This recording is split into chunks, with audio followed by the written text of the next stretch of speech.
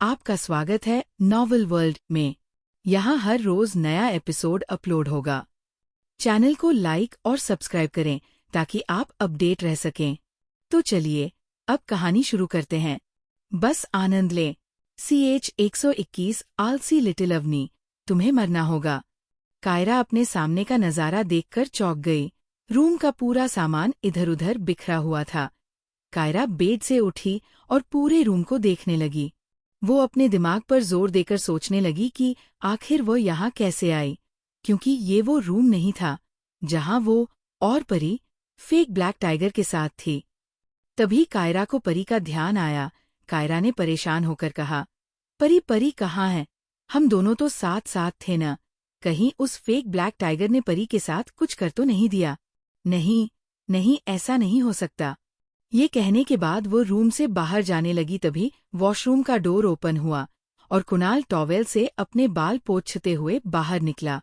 कुणाल अपनी आंखें छोटी करके कायरा को देखने लगा, जो बस रूम के बाहर जाने ही वाली थी।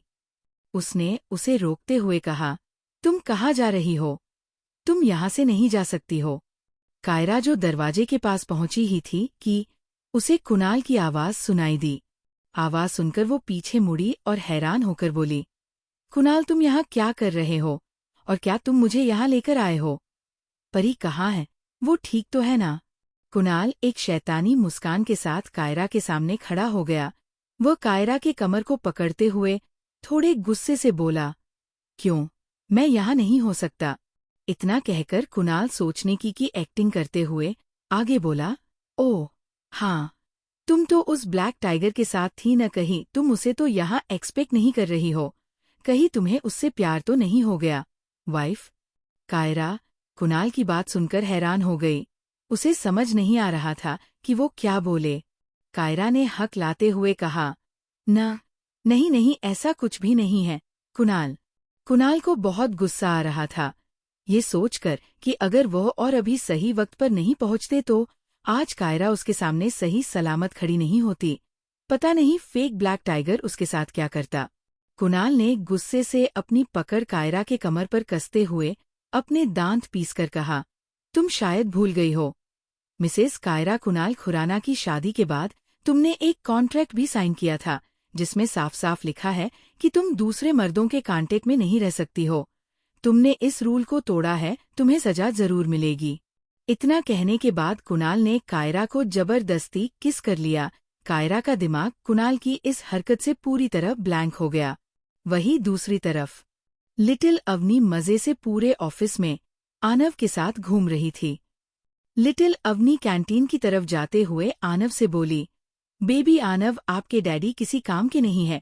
वह मानव 2.0 से कितना डरते हैं। बेवजही लोग उन्हें डेविल कहते हैं। वह तो डेविल के नाम पर बस एक कलंक है। इतना कहकर वो बड़े ही घमंड से आगे बोली, डेविल तो लिटिल डेविल को होना चाहिए। लोगों को मुझसे डरना चाहिए, क्योंकि हब्बी से ज्यादा पावरफुल और इंटेलिजेंट तो लिटिल डेविल ही है। आनव उसकी बात सुनकर अपनी जगह रुक गया और लिटिल अवनी को ऊपर से नीचे तक देखने लगा, जैसे जानने की कोशिश कर रहा है क्या जो लिटिल अवनी बोल रही है वो सच है या नहीं। लिटिल अवनी आनव को देखकर अपनी एक ईब्रो को उठाकर उसे धमकी देते हुए बोली, अगर तुमने लिटिल डेविल की हाँ में हाँ नहीं मिलाया तो मैं तुम्हें तुम्हारे डैडी और मामू के पास उसी रूम में छोड़ दूंगी जहां पर मानव 2.0 है, समझे? या आगे कुछ और भी समझाऊं? लिटिल अवनी की धमकी सुनकर आनव तुरंत अपनी गर्दन हाँ में हिलाने लगा, जैसे बोल रहा हो, मम्मा आप जो बोलती हो बस वही सही है, डैडी तो बस बेकार है। लिटिल अवनी उसके सर को सहलाते हुए प्यार से बोली, गुड। इतना बोलकर लिटिल अवनी कैंटीन में जाकर एक टेबल पर बैठ गई और खाने का ऑर्डर दे दिया। 5 मिनट में ही उसका खाना आ गया। लिटिल अवनी ने लगभग 4 लोगों का खाना ऑर्डर किया था। उस खाने को देखकर उसके मुंह से लार टपकने लगी। तभी उसे ध्यान आया वो खाना कैसे खाएगी।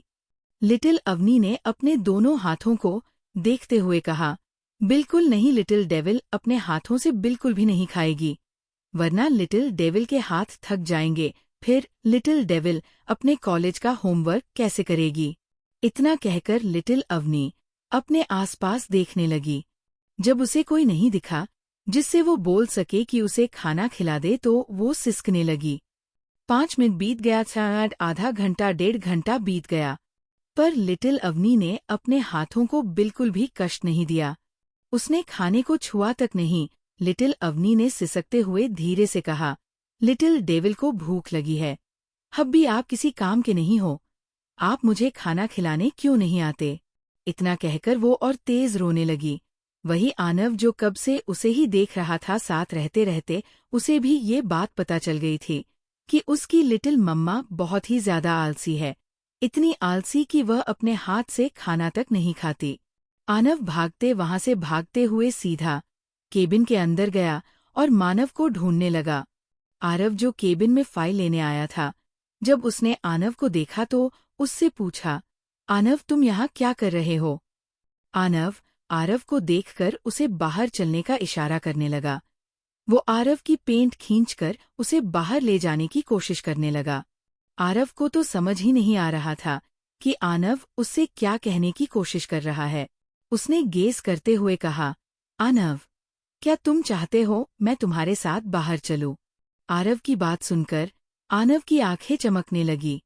उसने अपनी गर्दन मिला दी और बाहर भाग गया।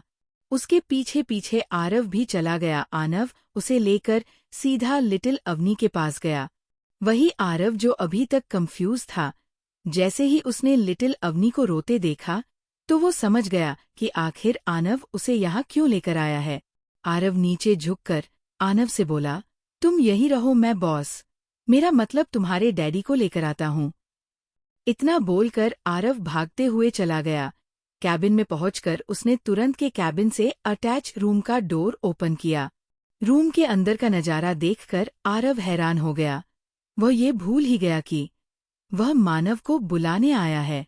रूम के अंदर अर्जुन मानव 2.0 यानी एनाकोंडा के ऊपर फ्लावर वास से फूल निकालकर डाल रहा था। उसके साथ वो बोल रहा था, जय हनुमान ज्ञान गुण सागर, जय कपीसतिहो लोक उजागर, रामदूत अतुलित बल धामा, अंजनी पुत्र पवनसुत नामा।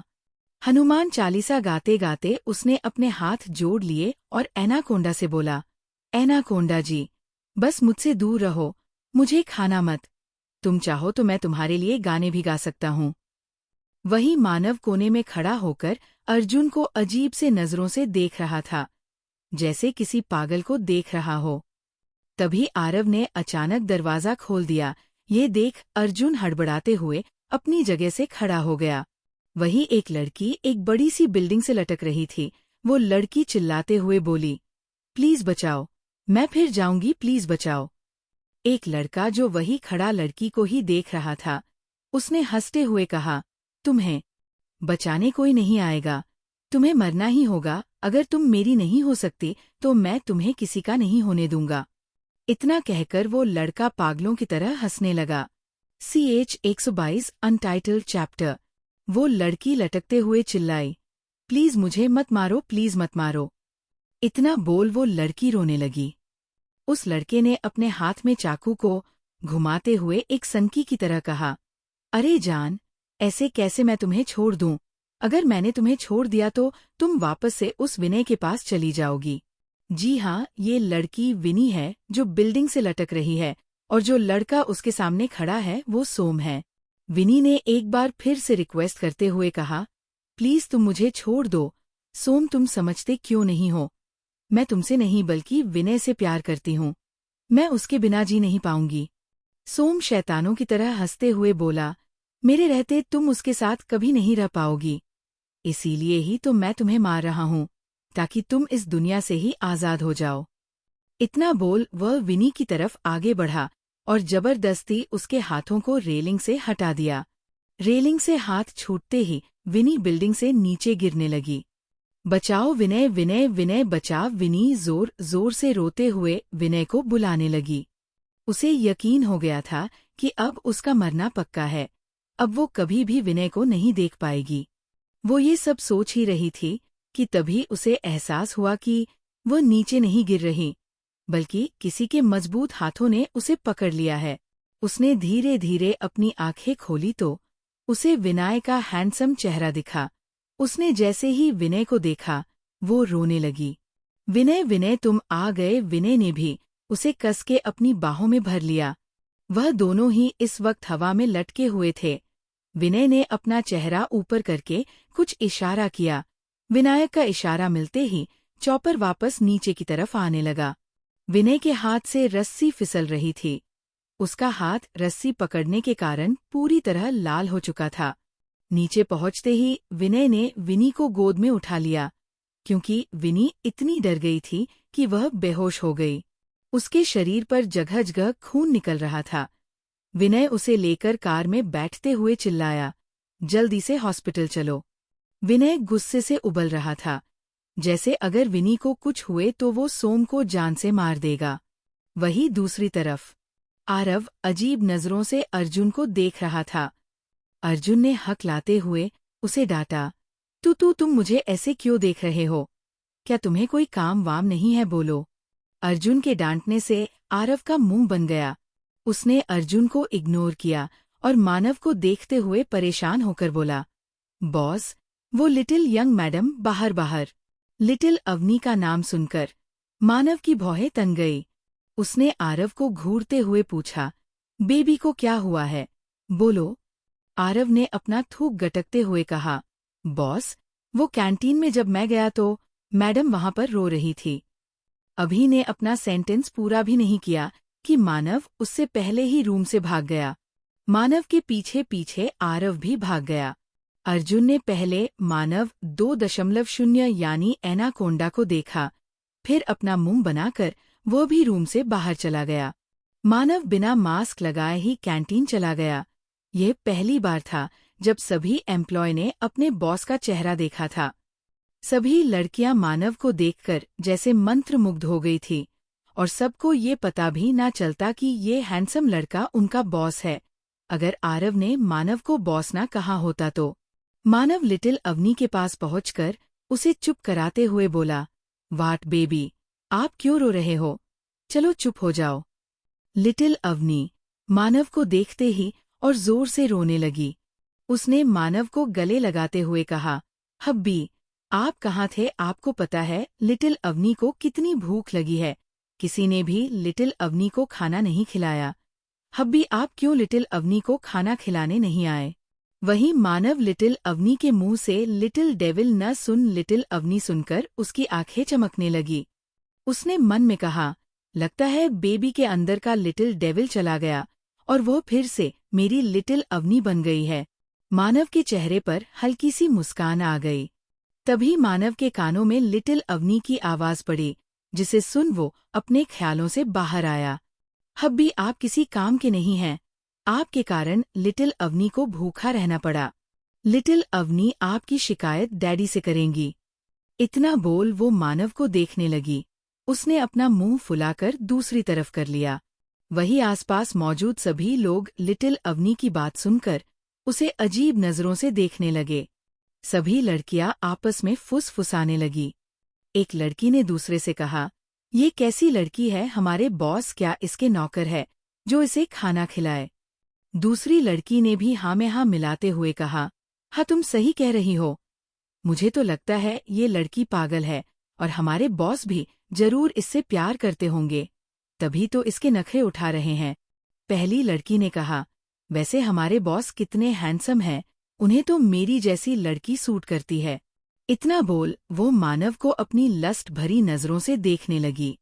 उसे ने फिर से कहा, देखना, एक दिन मैं बॉस को जरूर अपने काबू में कर लूंगी और इस कंपनी की लेडी बॉस बनूंगी।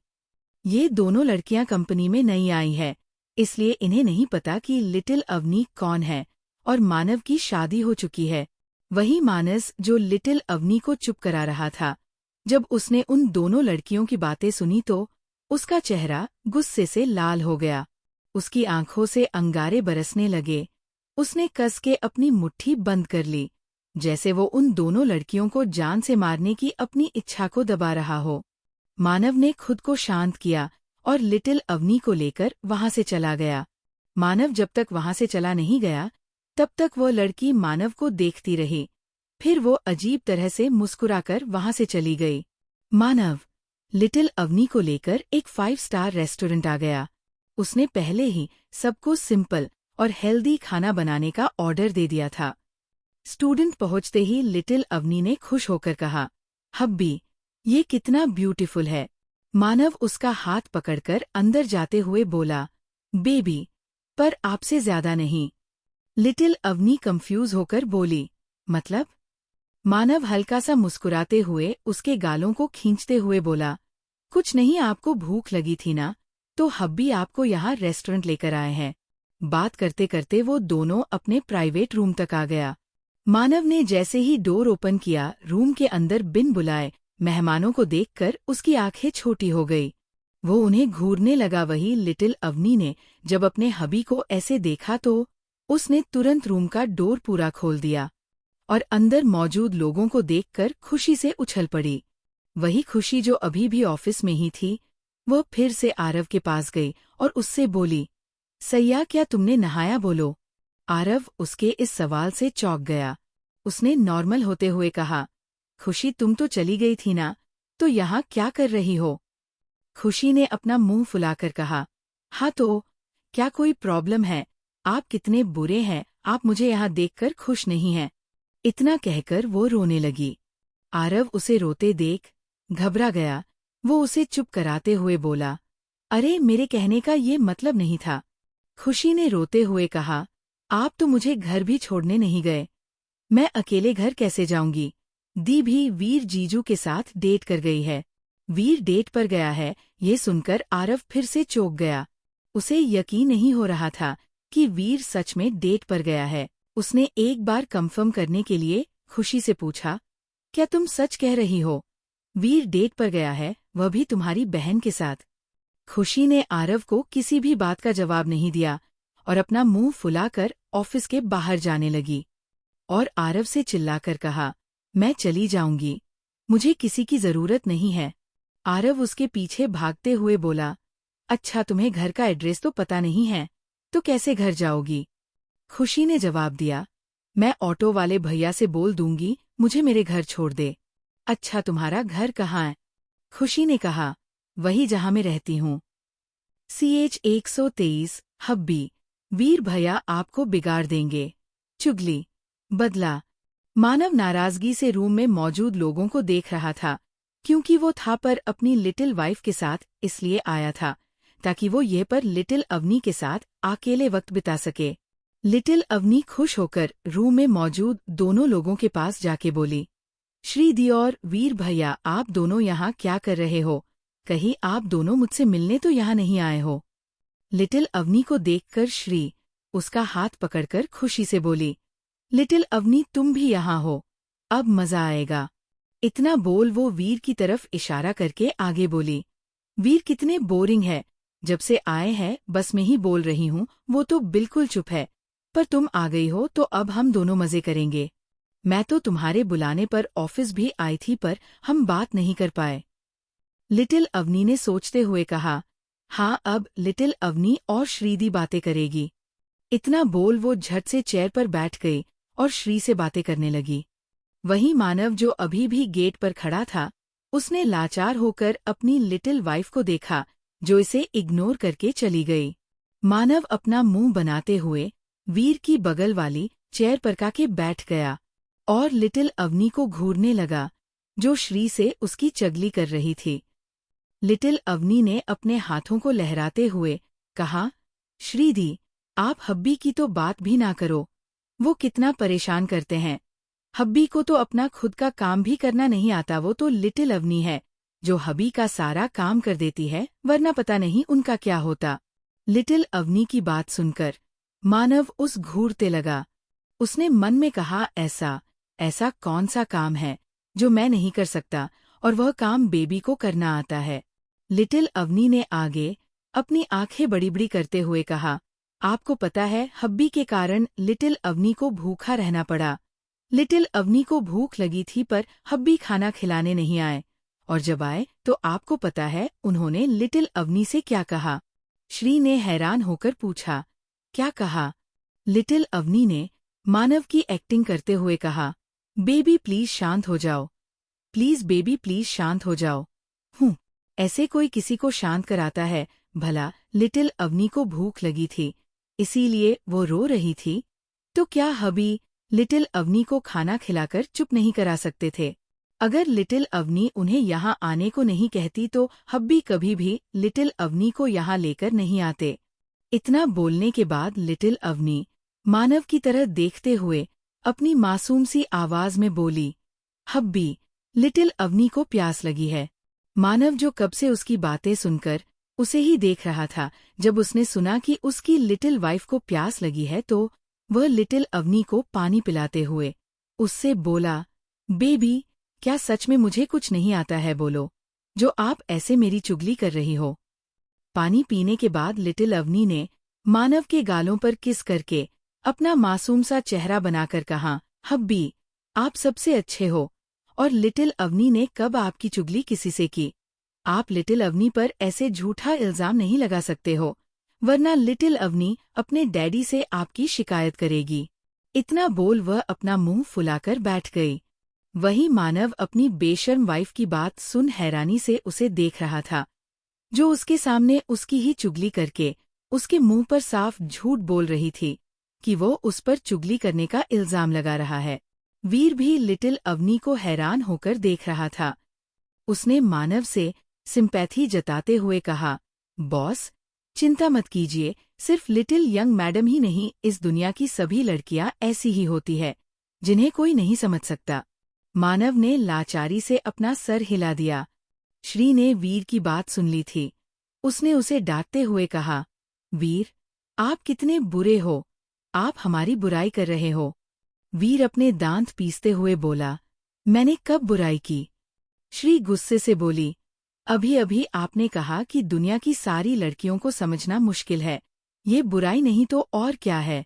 जैसे ही लिटिल अवनी ने ये सुना, वो तुरंत मानव को वीर से दूर करते हुए बोली, हब्बी, आप वीर भैया से दूर रहो, वरना वह भी आपको अपनी तरह बिगाड़ देंगे। फिर आप भी लिटिल अवनी की बुराई करोगे जैसे वीर भैया ने की। मानव से उसे समझाते हुए कहा, बेबी, ऐसा कुछ भी नहीं होगा, हब्बी आपकी बुराई कभी नहीं करेंगे, और आपके भैया ने भी किसी की बुराई नहीं की। वीर ने जब देखा मानव से बचा रहा है तो उसने भी अपनी गर्दन हाने हिलाते हुए कहा, हाँ हाँ, लिटिल यंग मैडम, बॉस बिल्कुल सही कह रहे हैं, मैंने किसी की भी बुराई नहीं की है, आपको और श्री को जरूर कोई गलतफहमी हुई है। श्री ने अपना मुंह फुलाकर गुस्से से वीर से कहा, तो आपके कहने का मतलब है कि मैंने गलत सुना है या फिर मैं ही गलत हूँ?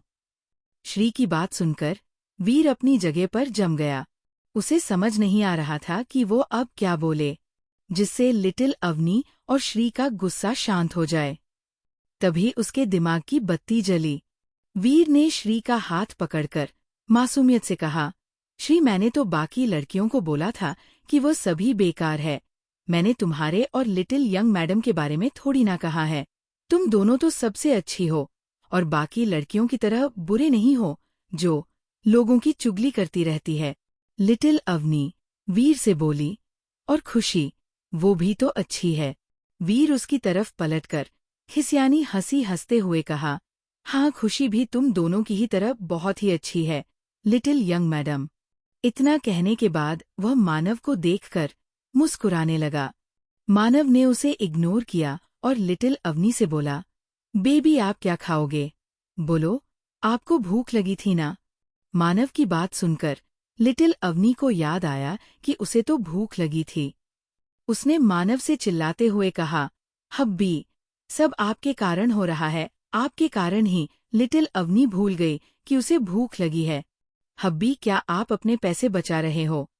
लिटिल अवनी डैडी से आपकी शिकायत करेगी। इतना बोल वह अपने नन्हे नन्हे हाथों से मानव को मारने लगी। मानव उसके हाथों को पकड़कर लाचारी से बोला, ओके बेबी, आपको जितना शिकायत करना है आप कर लीजिएगा, पहले खाना खा लेते हैं। इतना बोल मानव ने धीरे से खुद से कहा, जब देखो ससुर जी की धमकी देती रहती है, क्या दिन आ गए हैं मानव तेरे। इतना बोल उसने वेटर को आर्डर दिया। 10 मिनट बाद उन सबका आर्डर आ गया। मानव लिटिल अवनी को खिला रहा था। जब मानव खुद खाने की कोशिश करता तो लिटिल अवनी जबरदस्ती उसके हिस्से का भी खा जाती है। वह मासूम सा चेहरा बनाकर मानव को देखने लगती। वही मानव उसकी मासूमियत पर पिघल जाता। वही दूसरी तरफ हॉस्पिटल में डॉक्टर वार्ड से निकलकर बाहर खड़े विनय से बोले, मिस्टर खुराना, आपकी बीवी की कंडीशन ज्यादा अच्छी नहीं है, इसलिए आपको उनका काफी अच्छे से ध्यान रखना होगा। उनके शरीर पर जगह जगह चोट के निशान हैं। हमने उस पर पट्टी कर दी है, पर ख्याल रहे उस पर पानी न पड़े। विनय ने डॉक्टर की बात सुनकर राहत की सांस ली और डॉक्टर से पूछा, क्या मैं अपनी बीवी से मिल सकता हूँ? डॉक्टर हाँ बोलकर वहां से चले गए। विनय वार्ड के अंदर गया और विनी का हाथ पकड़कर इमोशन होते हुए बोला, सॉरी विनी, ये सब मेरे कारण हुआ है। मैं तुम्हारा ध्यान नहीं रख पाया, पर मैं तुमसे वादा करता हूँ कि मैं उस सोम को छोड़ूंगा नहीं। उसे मैं इतनी दर्दनाक मौत दूंगा कि उसकी रूह तक कांप जाएगी। इतना बोलने के बाद विनय ने किसी को कॉल किया और कुछ देर बात करने के बाद कॉल कट करके वो दोबारा विनी से बातें करने लगा। वही विनी जो बेहोश थी।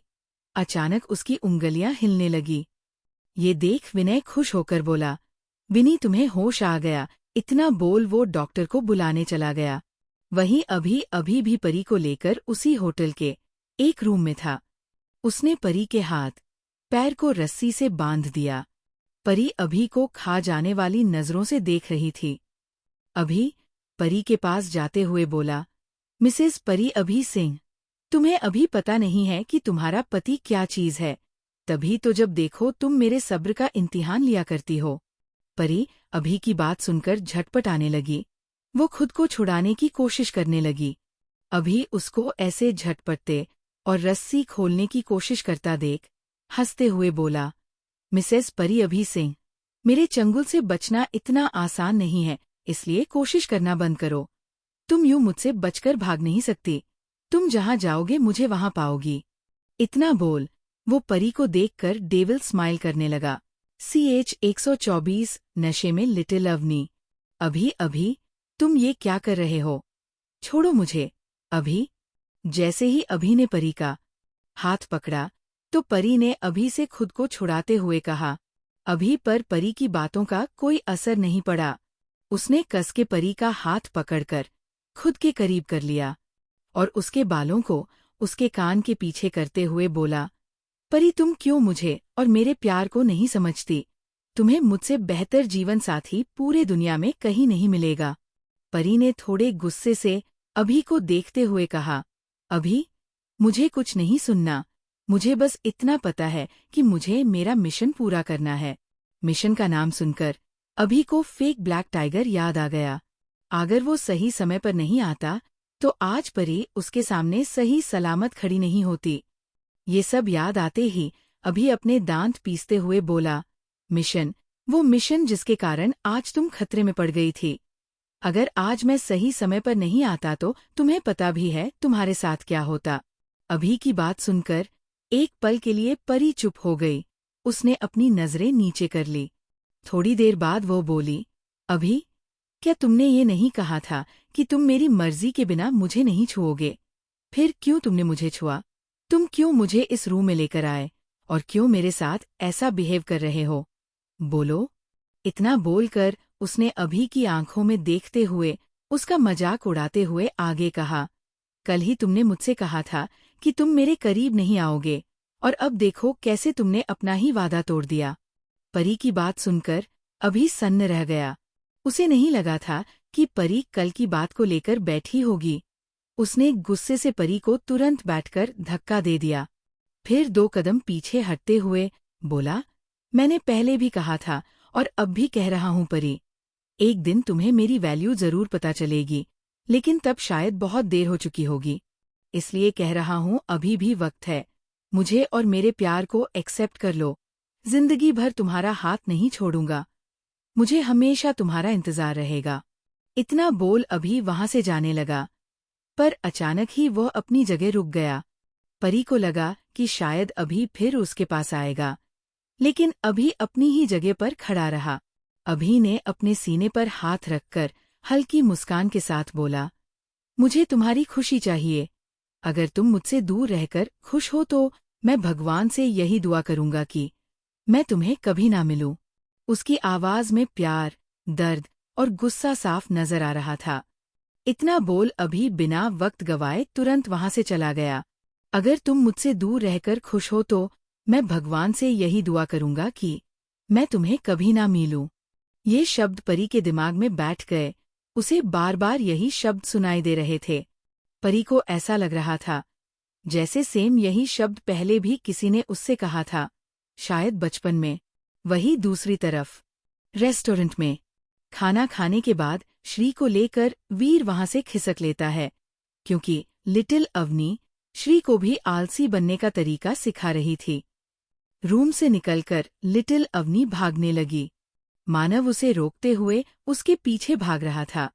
बेबी रुको, अब कोई शैतानी नहीं, हम सीधा घर जा रहे हैं, लिटिल अवनी कहा किसी की सुनने वाली थी। वो जल्दी से लिफ्ट में घुस गई और लिफ्ट बंद कर दिया।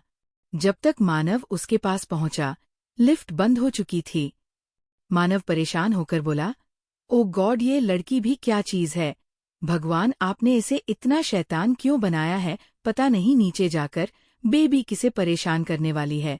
इतना कहकर मानव सीढ़ियों की तरफ भागा, क्योंकि वह लिफ्ट का इंतजार नहीं कर सकता था।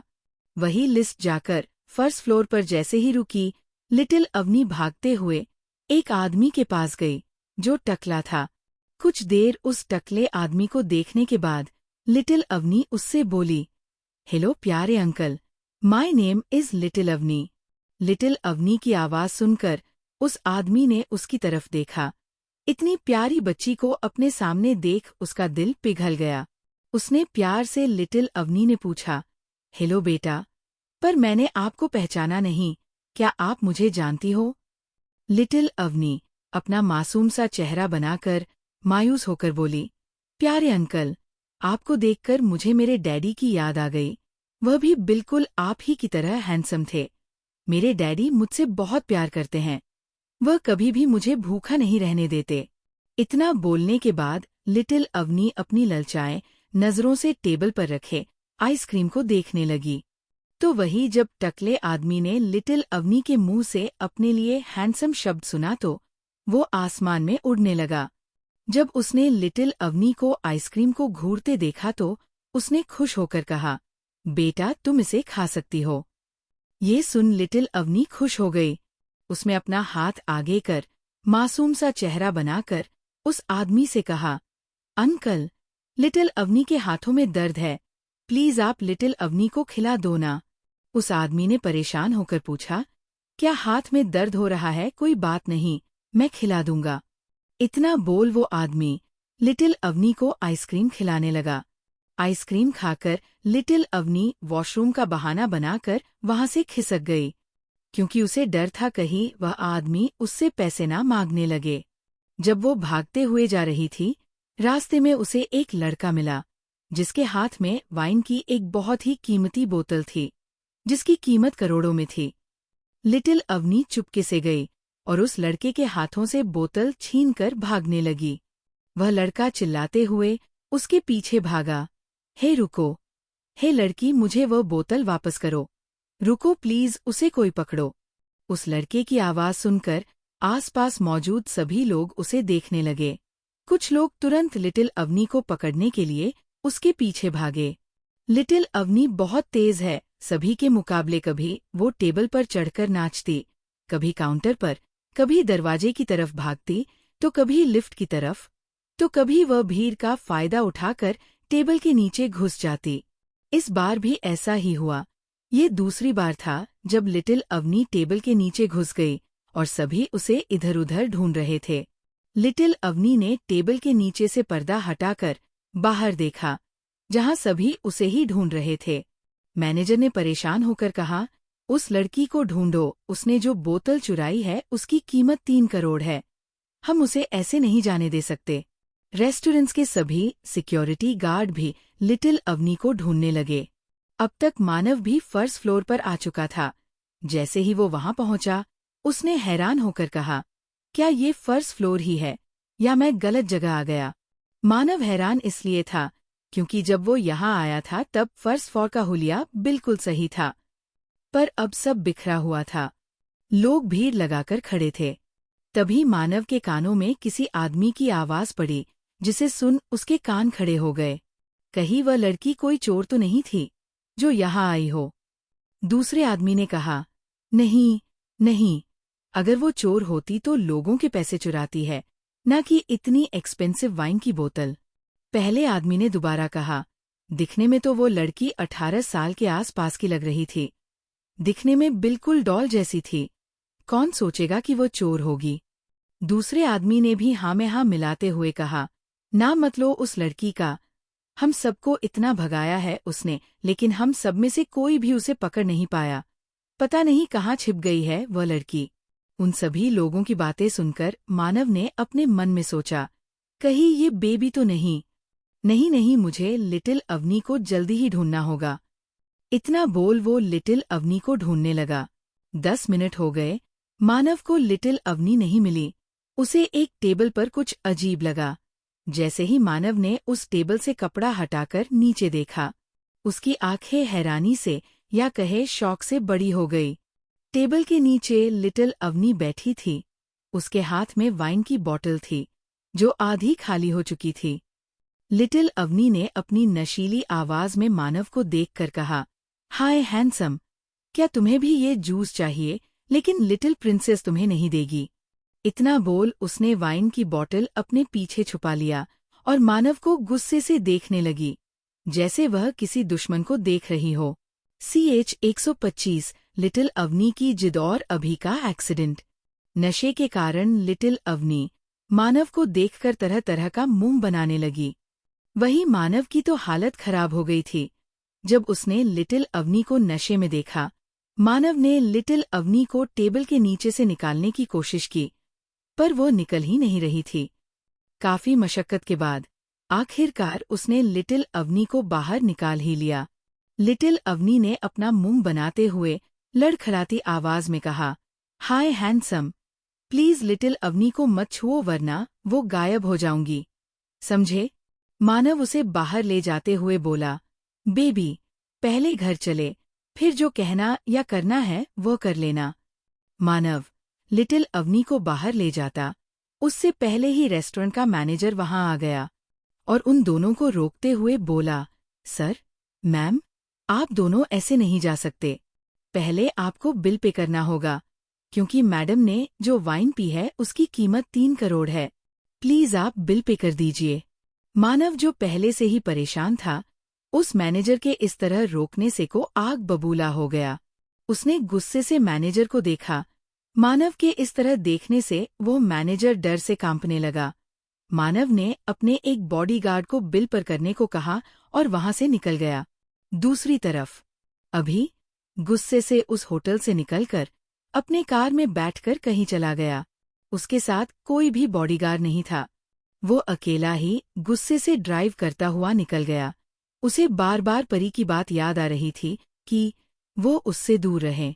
अभी ने गुस्से से कार रोक दी और स्टीयरिंग व्हील पर एक पंच मारते हुए चिल्लाया, क्यों, क्यों, परी, क्यों तुम मुझसे प्यार नहीं कर सकती? इतना चाहता हूं मैं तुम्हें। तुम्हारे कारण मैंने खुद को बदल दिया, पर तुम्हारा दिल मेरे लिए पिघलता ही नहीं है। इतना कहने के बाद अभी के आंखों में जो आंसू अभी तक ठहरे थे वो बहने लगे। उसे बहुत ही तकलीफ हो रही थी, पर वो अपनी तकलीफ किसी को नहीं बता सकता था। अभी ने कस के अपनी आंखें बंद कर ली। फिर दर्द भारी मुस्कान के साथ कहा, आंसू आ जाते हैं रोने से पहले, ख्वाब टूट जाते हैं सोने से पहले। लोग कहते हैं मोहब्बत गुनाह है, काश कोई रोक लेता गुनाह होने से पहले। अपनी दिल की बात आज अभी ने अपनी तन्हाइयों से कह दी। अभी को खुद पर ही हंसी आ रही थी कि कितना बदनसीब है वो जो पागलों की तरह परी से प्यार किया और बदले में दर्द के सिवा कुछ नहीं मिला। अभी ने खुद को संभाला और कर स्टार्ट कर दिया। इससे पहले कि वो अपनी कार आगे बढ़ाता, पीछे से एक ट्रक ने उसकी कार को ठोकर मार दी। ठोकर इतनी तेज था कि अभी की कर लुढ़कते हुए दूर जा गिरी। खून से लथपथ अभी ने निकालने की कोशिश की, पर उसके शरीर ने उसका साथ नहीं दिया। उसके आंखों के सामने बार बार परी का चेहरा आ रहा था। परी के बारे में सोच उसके चेहरे पर फीकी सी मुस्कान आ गई। अभी ने परी को याद कर कहा, तुम पर भी यकीन है और मौत पर भी एतबार है परी। देखते हैं पहले कौन मिलता है। हमें दोनों का ही इंतजार है। अभी की आंखें बंद होने लगी थी, लेकिन अभी भी उसके चेहरे पर एक दर्द भारी मुस्कान थी। ट्रक के ड्राइवर को लगा अभी मर चुका है, इसलिए वो वहां से चला गया। वही दूसरी तरफ कार में लिटिल अवनी ने मानव को परेशान कर लिया था। मानव परेशान होकर बैठा था और लिटिल अवनी उसके राइट हैंड की उंगलियों को अपने दांतों से काट रही थी। लिटिल अवनी ने मानव को देखते हुए कहा, हब्बी क्या आपको दर्द नहीं हो रहा? मानव ने अपने पहले लिटिल अवनी को देखा, फिर अपनी उंगलियों को, जो लिटिल अवनी के काटने के कारण पूरी तरह से लाल हो चुकी थी। मानव ने उसे घूरते हुए कहा, बेबी, क्या आपका हो चुका है? अगर हो चुका हो तो चुपचाप अपनी जगह पर बैठ जाओ। लिटिल अवनी पर मानव की बातों का रत्ती भर भी असर नहीं हुआ। उसने मानव के बालों को पकड़ लिया। जब उसे एहसास हुआ कि मानव के बाल बहुत ही सिल्की है तो वो जिद करने लगी कि उसे मानव के बाल चाहिए। लिटिल अवनी जिद करते हुए बोली, नहीं नहीं, लिटिल अवनी को हब्बी के बाल चाहिए। हब्बी आप तो लिटिल अवनी की हर बात मानते हो, तो फिर आप लिटिल अवनी को अपने बाल क्यों नहीं दे रहे? प्लीज हब्बी अपने बाल दे दो ना, वो बहुत ही सिल्की है। लेकिन लिटिल अवनी के बाल बिल्कुल भी सिल्की नहीं है। उसकी बात सुनकर मानव डर से उससे दूर हो गया और बोला, बेबी, बिल्कुल नहीं, आप अभी होश में नहीं हो, हम घर चलकर बात करेंगे। इतना कहने के बाद मानव ने अपने बालों को अपने हाथों से ढक लिया, जैसे उसे डर हो कहीं लिटिल अवनी सच में उसके बाल न ले ले। पर लिटिल अवनी कहाँ किसी की सुनने वाली थी। उसने पैसेंजर सीट पर बैठे बॉडीगार्ड से भोली सूरत बनाकर कहा, भैया आपके पास सीजन है क्या? अगर है तो लिटिल अवनी को दे दो ना, प्लीज। उस बॉडीगार्ड ने ज्यादा नहीं सोचा और कार में रखे फर्स्ट एड बॉक्स से सीजर निकालकर लिटिल अवनी को दे दिया। बेचारे बॉडीगार्ड ने देखा नहीं कि मानव उसे इशारों में मना कर रहा था कि वो सीजर ना दे। लिटिल अवनी खुशी से मानव के बालों पर टूट पड़ी। ये अब हूं के बाल लिटिल अवनी के होंगे। मानव से रोकते हुए बोला, नहीं नहीं, बिल्कुल नहीं, बेबी मुझसे दूर हो, प्लीज इस सीजर को दूर रखो, ये लग जाएगी, ये कोई खेलने की चीज नहीं है। लेकिन लिटिल अवनी जिद पर उतर आई, नहीं नहीं, हब्बी, बस थोड़े से बाल चाहिए, बस इतना सा।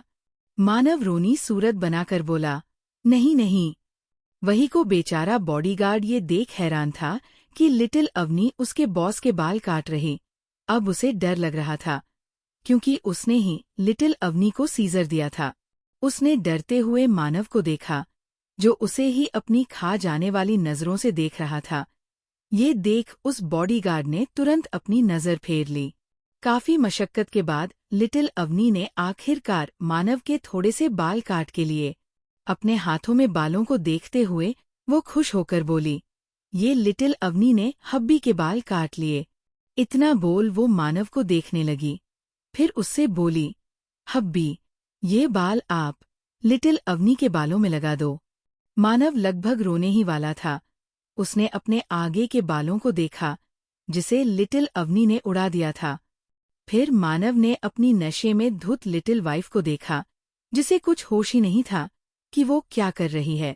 उसने लिटिल अवनी को घूरते हुए कहा, बेबी, आपने अच्छा नहीं किया है। मानव को अब समझ आ गया था कि जब उसने जिम्मी के बालों को कटवाया था तो उसे कितना बुरा लगा होगा। लिटिल अवनी ने जब मानव को उदास देखा तो उसे अच्छा नहीं लगा।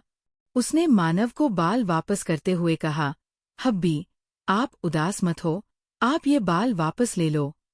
इतना बोल वो अपनी मासूम सी नजरों से मानव को देखने लगी, जैसे उसने कुछ किया ही ना हो।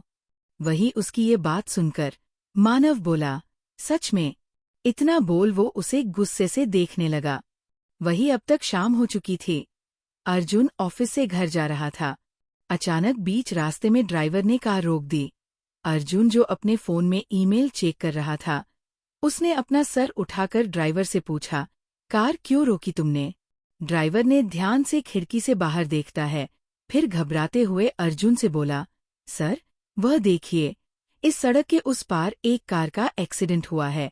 वह कार बिल्कुल अभी सर की कार जैसी दिख रही है। ड्राइवर की बात सुनकर अर्जुन ने भी उस तरफ देखा। सच में वह कार अभी की ही थी। अर्जुन घबराते हुए कार से उतरा और भागते हुए अभी के पास पहुंचा, जो खून से लथपथ कार के अंदर पड़ा था। अर्जुन अपने बॉडीगार्ड पर चिल्लाया, जल्दी करो, अभी को बाहर निकालो। अभी को कार से निकालने के बाद अर्जुन उसे तुरंत हॉस्पिटल ले गया। अर्जुन ने अब तक घर वालों को भी अभी के एक्सीडेंट के बारे में बता दिया था। हॉस्पिटल पहुंचते ही डॉक्टर ने तुरंत अभी को इमरजेंसी वार्ड में एडमिट करा दिया।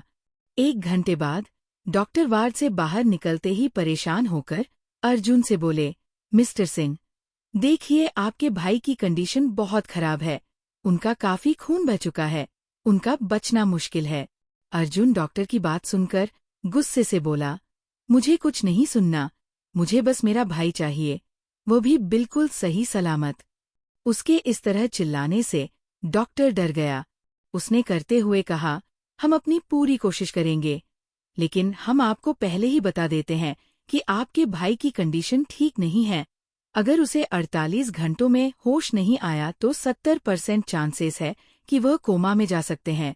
डॉक्टर की बात सुनकर अर्जुन सन्न रह गया और अपनी जगह से लड़खड़ा गया। इससे पहले वो गिरता, किसी ने उसे पकड़ लिया। CH 126 untitled chapter. राज ने अर्जुन को पकड़कर कहा, भाई, आप चिंता मत करो, हमारा भाई बिल्कुल ठीक हो जाएगा। आप देखना, कल सुबह तक उसे होश भी आ जाएगा। भले ही राज अर्जुन को समझा रहा था, लेकिन वो खुद अंदर से टूटा हुआ था।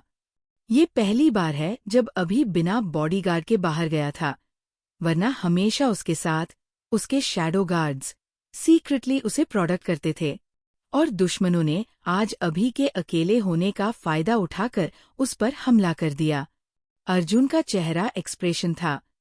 उसने एक टक वार्ड को घूरते हुए कहा, कैसे चिंता न करूं राज, तुम और अभी मेरे लिए बहुत ही कीमती हो। मैं सब कुछ बर्दाश्त कर सकता हूँ, लेकिन कोई तुम दोनों को खरोच भी पहुंचाए, ये मुझसे बर्दाश्त नहीं होता। लेकिन आज, इतना कहकर वो रुक गया, फिर आगे बोला, आज तो अभी की ऐसी हालत हो गई है जिसे मैं बर्दाश्त नहीं कर सकता। अर्जुन की बात सुनकर राज उसके गले लग गया। भले ही अर्जुन की आंखों में नमी थी, मगर उसका चेहरा अभी भी एक्सप्रेशन लेस था, क्योंकि वो नहीं चाहता था उसके दुश्मन को लगे कि उसका भाई उसकी कमजोरी है। राज और अभी जुड़वा होने के साथ साथ वह दोनों एक दूसरे के सबसे करीब है, और वह दोनों बहुत ही इमोशनल भी है। वह कभी भी अपने फीलिंग को छुपा नहीं पाते। वही रात को पता ही नहीं चला कब उसके आंखों से आंसू निकलने लगे और वो अर्जुन को कस के पकड़कर रोने लगा। राज ने रोते हुए कहा, भाई, आप उस इंसान को मत छोड़ना जिसने भी हमारे अभी की ये हालत की है। भाई, मुझे मेरा अभी वापस चाहिए, बिल्कुल सही सलामत, पहले जैसा। इतना बोल वो और जोर से रोने लगा। अर्जुन उसकी पिठ को अपने एक हाथ से सहलाकर अपने गुस्से को शांत कर दांत पीसते हुए बोला, तुम चिंता मत करो, मैं उस इंसान को इतना तड़पाऊंगा कि वह मौत भी मांगेगा, तब भी उसे मौत नहीं मिलेगी। और वह वक्त आ गया है। अर्जुन और राज को तभी एक रौंबदार आवाज सुनाई दी। उन दोनों ने आवाज की दिशा में देखा, जहां मानव एक्सप्रेशंस चेहरे के साथ खड़ा था। राज मानव को देखते ही उसने गले लगकर रोने लगा। उसने रोते हुए कहा, जीजू जीजू देखो ना, अभी को क्या हो गया। डॉक्टर ने कहा है कि अगर उसे जल्दी होश नहीं आया तो वो कोमा में चला जाएगा। जीजू आप बोलो ना डॉक्टर से कि वो अभी को जल्दी ठीक कर दे। प्लीज जीजू, अगर उसे कुछ हो गया तो मैं भी मर जाऊंगा। मानव अभी भी एक्सप्रेशन लेस चेहरे के साथ खड़ा था। उसने अपना एक हाथ उठाकर राज की पीठ को थपथपाया, फिर उसके बालों को सहलाते हुए कहा, राज, अभी जल्दी ठीक हो जाएगा। मैं तुमसे वादा करता हूँ, मैं उस इंसान को छोड़ूंगा नहीं जिसने भी अभी की ये हालत की है। मानव की बात सुनकर राज ने मानव को और कस के गले लगा लिया। मानव उसे चुप कराते हुए आगे बोला, अगर तुम ऐसे ही रोते रहे और अभी को होश आ गया तो उसे लगेगा हम सब ने मिलकर तुम्हें पीटा है। मानव की बात सुनकर राज थोड़ा शांत हो गया, लेकिन वो अभी भी सिसक रहा था। मानव राज के बगल से निकलकर अर्जुन के पास चला गया। अर्जुन ने अपने दांत पीसते हुए मानव से पूछा, क्या उन लोगों के बारे में पता चला? कौन थे वो लोग? डेविल स्माइल करते हुए मानव ने जवाब दिया, मानव सिंह राजवंश से क्या आज तक कोई बचा है? उसकी बात सुनकर अर्जुन के चेहरे पर भी एक अजीब सी मुस्कान आ गई। अब तक नीता जी, नीरज जी और सोना भी हॉस्पिटल पहुंच गए। नीरज जी सीधा मानव और अर्जुन के पास गए और उन दोनों को अपने साथ चलने का इशारा किया। नीता जी को देखते ही राज फिर से रो पड़ा। सोना राज को शांत कराने लगी। वहीं नीता जी ने अर्जुन से पूछा, अर्जुन अभी के साथ क्या हुआ? अभी सुबह तक तो बिल्कुल ठीक था, अचानक ऐसा क्या हो गया कि वो? इसके आगे नीता जी कुछ नहीं बोल पाई, वो रोने लगी। नीरज जी ने उन्हें शांत कराते हुए कहा, अभी जल्दी ठीक हो जाएगा, चिंता मत करो तुम सभी लोग अभी के साथ हॉस्पिटल में रहो, हमें कुछ काम है। इतना बोल वो तुरंत हॉस्पिटल से बाहर चले गए। उनके पीछे पीछे पीछे मानव भी चला गया। अर्जुन ने राज को देखा, जो वार्ड को एकटक देख रहा था। उसने जबरदस्ती राज का हाथ पकड़ा और अपने साथ हॉस्पिटल से बाहर लेकर चला गया। कुछ देर बाद मानव कार की बैक सीट पर किसी राजा की तरह बैठा था। राज चुपचाप उसके बगल में बैठकर खिड़की के बाहर देख रहा था। अर्जुन कार ड्राइव कर रहा और नीरज जी सिगरेट पी रहे। नीरज जी ने सीरियस होकर कहा, हम में से कोई कुछ भी नहीं करेगा, जो करना है वह राज को ही करना है और चीजों को तुम दोनों संभाल लेना। सबको पता चलना चाहिए कि सिन्हा परिवार को नुकसान पहुंचाने का अंजाम क्या होता है। वहीं एक बेसमेंट में एक आदमी हंसते हुए बोला, सिंह फैमिली को कभी पता नहीं चलेगा, ये सब मैंने किया है। मैं कितना बेताब हूँ उन सबको रोता हुआ देखने के लिए। इतना बोलने के बाद वो फिर से हंसने लगा। उसके बगल में बैठा इंसान परेशान होकर बोला, तुम मानव और अर्जुन को नहीं जानते। भले ही वो शांत दिखते हैं, लेकिन वो दोनों कहीं ज्यादा खतरनाक है। विष्णु ने बड़े ही घमंड से कहा, तुम देखना, मैं बहुत ही जल्द सिन्हा फैमिली का नामोनिशान ही मिटा दूंगा। और रही बात मानव और अर्जुन की, तो पक्का वो दोनों डरपोक होंगे जो कुछ पैसे कमा लेने से उछल रहे हैं। उसकी बात सुनकर देव ने अपने मन में कहा, वह तो वक्त ही बताएगा कौन डरपोक है। तभी उन सबके कानों में गोली चलने की आवाज पड़ी। आवाज सुनकर विष्णु चिल्लाते हुए बोला, ये क्या हो रहा है? तभी एक आदमी अंदर भागते हुए आया और हाफते हुए बोला, भाई वो किसी ने हम पर हमला कर दिया, वो कई सारे लोग हैं। वही बाहर मानव और अर्जुन के बॉडीगार्ड ने पूरे बेसमेंट को घेर लिया और विष्णु के आदमियों पर हमला कर दिया। मानव और नीरज जी बड़े ही एटीट्यूड के साथ वार सर निकालकर अंदर चले गए। अर्जुन ने राज का हाथ पकड़ा और उसे अंदर ले जाने लगा। कुछ देर बाद मानव शांति से किसी राजा की तरह चेयर पर बैठा था और अर्जुन भी उसी के बगल वाली चेयर पर बैठा वीडियो बना रहा था और राज विष्णु को मार रहा था। राज की आंखें गुस्से से लाल थी, उसके आंखों से अंगारे बरस रहे थे। उसे बार बार हॉस्पिटल में मशीनों से घिरा अभी याद आ रहा था। उसने एक किक मारते हुए विष्णु से कहा, तुमने जैसे मेरे भाई को मारा, उससे भी बदतर मौत मैं तुम्हें दूंगा। इसी हाथों का इस्तेमाल कर तुमने ट्रक से मेरे भाई की कार को ठोका था ना। इतना कहकर उसने विष्णु का राइट हैंड मोड़ दिया। चट, एक जोर की आवाज के साथ विष्णु का हाथ टूट गया और वो चिल्लाने लगा, आ छोड़ो मुझे, तुम्हें पता नहीं है मेरे पीछे कौन है। अगर पता चला तो तुम्हें बहुत ही पछतावा होगा कि तुमने क्यों मुझसे पंगा लिया। राज ने दांत पिसते हुए कहा, मरने के कगार पर हो, लेकिन अभी भी तुम्हारा घमंड नहीं गया। इतना कहकर उसने विष्णु पर मक्के की बरसात कर दी। वहीं नीरज जी को कुर्सी नहीं मिल रही थी, इसलिए उन्होंने देव को अंधमरा करके उसके ऊपर बैठ गए। बेचारा देव चिल्लाते हुए बोला, मरना है तो मरो, लेकिन इस तरह मेरे ऊपर बैठकर मुझे चपटा मत करो। नीरज जी ने उसके बालों पर एक चपत लगाते हुए कहा, चुप, बिल्कुल चुप। दिख नहीं रहा मेरा बेटा एक्शन मोड में है। शांति से मुझे देखने दो और तुम भी देखो। विष्णु की हालत बहुत ही खराब हो गई थी। उसने किसी तरह हंसते हुए कहा, तुम भी मरोगे अपने उस भाई की तरह। उसने इतना कहा ही था कि तभी एक जोरदार किक उसके चेहरे पर पड़ी और वह दूर जाकर गिरा। मानव ने गुस्से से कहा, तुम्हारी हिम्मत कैसे हुई राज के बारे में ऐसा कहने की? मानव राजवंश के होते हुए कोई भी उसके परिवार वालों को नुकसान नहीं पहुंचा सकता। इतना कहने के बाद मानव ने विष्णु के हाथों को बेरमी से कुचल दिया, फिर अपने जेब से एक इंजेक्शन निकालकर उसे लगा दिया। इंजेक्शन लगते ही 5 सेकंड के अंदर विष्णु की हालत खराब हो गई। उसके शरीर की नसें उभर आई, आंखें बिल्कुल लाल हो गई। ये देख मानव डरावनी हंसी हंसने लगा। वही अर्जुन की आंखें हैरानी से बड़ी हो गई। उसने हैरानी से कहा, क्या तुमने एक्सपेरिमेंट किया? CH-127 लिटिल अवनी की जॉगिंग करने की यूनिक टेक्निक। और मानव को पड़ा थप्पड़। इस बार कार मानव ड्राइव कर रहा था। अर्जुन पैसेंजर सीट पर बैठा था और बैक सीट पर राज नीरज जी के गले लगकर रो रहा था। अर्जुन ने राज को एक नज़र देखा, फिर मानव से बोला, जब मुझे चोट लगती है तब भी मेरी बीवी मेरे लिए इतना नहीं रोती जितना ये अभी के लिए रो रहा है। अगर राज मेरा भाई ना होता और वह एक लड़की होता तो मैं पक्का उसकी शादी अभी से करा देता। मुझे यकीन है वो दोनों हमेशा खुश रहते। उसकी बात सुनकर मानव बस मुस्कुरा दिया। वही नीरज जी राज को चुप कराते हुए बोले, राज, मेरे पीले, नीले, हरे, गुलाबी शांत हो जाओ। अभी बिल्कुल ठीक है, देखो तुम्हारे रोने के कारण मेरे कपड़े भी खराब हो गए। राज अपने डैडी की बात सुनकर भी चुप नहीं हुआ, बल्कि वह और रोने लगा। उसने रोते हुए कहा, अभी ठीक तो हो जाएगा ना? मुझे वो सही सलामत चाहिए। अगर उसे कुछ हो गया तो मैं क्या करूंगा डैड?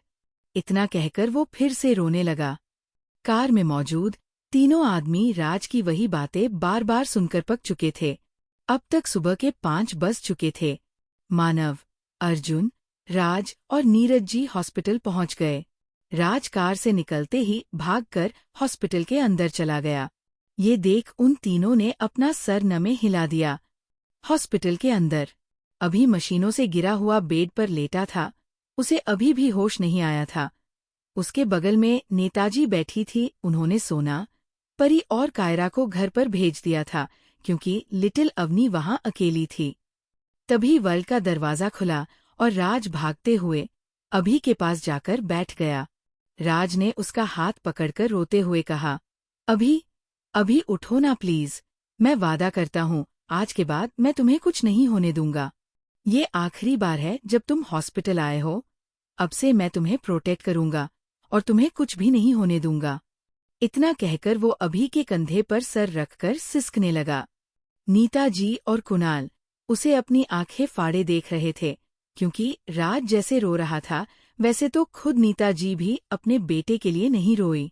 नीता जी को पता था राज अपने भाई से बहुत बहुत प्यार करता है, लेकिन वो इतना प्यार करता ये बात उन्हें आज पता चली है।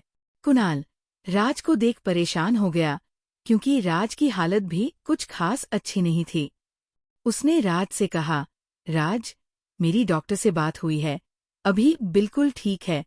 और तुम कुछ वक्त के लिए घर क्यों नहीं चले जाते, थोड़ा आराम करने के लिए? राज कुणाल पर भड़कते हुए बोला, नहीं, तुम्हें जाना है तो तुम जा सकते हो। मैं मेरे भाई को छोड़कर कहीं नहीं जाऊंगा, समझे तुम? तभी वार्ड का दरवाजा एक बार फिर खुला और नीरज जी आते हुए बोले, राज, तुम्हें कोई कहीं नहीं भेज रहा, तुम अभी के पास ही रहोगे। अपने डैड की बात सुनकर राज शांति से अभी के बगल में बैठ गया। मानव सभी को देखते हुए बोला, आप सभी अभी के पास रहिए, मैं बेबी के पास घर जा रहा हूँ, वरना अगर उसने उठने के बाद मुझे नहीं देखा तो वो परेशान हो जाएगी और उसे संभालना मुश्किल हो जाएगा। इतना बोल के जैसे ही मानव वहां से जाने लगा, कुणाल ने उसे तुरंत रोका। मानव रुको। कुणाल के रोकने से मानव उसकी तरफ कंफ्यूज होकर देखने लगा, जैसे पूछ रहे हो अब क्या है। कुणाल मानव के पास गया और अपनी आंखें छोटी करते हुए कहा, कुछ तो अजीब है। इतना कहने के बाद वह मानव के गोल गोल चक्कर लगाने लगा। जैसे ही कुणाल 7वीं बार चक्कर लगाकर रुका, तभी नीरज जी ने अपने दांत दिखाते हुए कहा, 7 फेरे संपन्न हुए, क्या सिंदूर और मंगलसूत्र भी चाहिए तुम्हें? उनकी बात सुनकर मानव उन्हें घूरने लगा। वही कुणाल झेप गया। उसने नीरज जी की बातों को इग्नोर किया और मानव के सर की तरफ इशारा करके बोला, मानव, तुमने ये टोपी क्यों पहनी है? तुम तो कभी टोपी नहीं पहनते। कुणाल की बात सुनकर सभी का ध्यान मानव के सर की तरफ गया। सच में मानव ने केप पहनी हुई थी। अर्जुन कुछ सोचते हुए बोला, नहीं, इसने ये अभी नहीं पहना। शायद मानव जब हॉस्पिटल आया था तब से ही उसने ये केप पहनी हुई है। वही मानव बेचारा, क्या बोलता कि उसकी लिटिल वाइफ ने उसके आगे के थोड़े से बाल काट दिए हैं। मानव ने उन सभी की बातों को इग्नोर किया और अपनी सख्त आवाज में बोला, अगर आप लोगों को और कुछ नहीं कहना तो मैं चलता हूँ। मेरे पास इतना वक्त नहीं है कि मैं आप सब पर बर्बाद कर सकूं। इतना कहने के बाद मानव वहां एक सेकंड भी नहीं रुका और वहां से भागते हुए हॉस्पिटल से बाहर निकल गया। सिंहमेशन। मानव घर पहुंचते ही भागते हुए अपने रूम में गया। रूम में बेड पर लिटिल अवनी आराम से कुंभकर्ण की तरह सो रही थी। मानव उसके बगल में लेट गया और उसे एक टक देखने लगा। लिटिल अवनी ने मानव की तरफ करवट लिया। चटाक। तभी मानव के गालों पर एक जोरदार चांटा पड़ा। मानव हड़बड़ा गया। ये थप्पड़ उसे लिटिल अवनी ने नींद में मारा। मानव अपने गालों पर हाथ रखकर बोला, बेबी, आपको सोते हुए भी चैन नहीं है। जब आप होश में होते हो तब भी बदमाशी करते हो, और अब सोते हुए भी। इतना कहने के बाद मानव ने अपना मुंह फुला लिया। तभी मानव को कुछ हलचल महसूस हुई।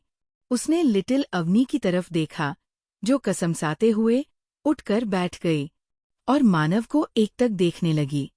10 मिनट तक लिटिल अवनी लगातार मानव को देखती रही। मानव को अब लिटिल अवनी से डर लगने लगा था। उसने अपना थूक गटकते हुए कहा, बेबी, क्या कुछ गलत है जो आप मुझे ऐसा देख रहे हो? क्या आप मेरे कारण उठ गई हो? मानव अगर इस दुनिया में सबसे ज्यादा किसी से डरता है तो सिर्फ लिटिल अवनी से, वरना इस दुनिया में किसी और के अंदर इतनी ताकत नहीं है कि वह मानव राजवंश को डरा सके।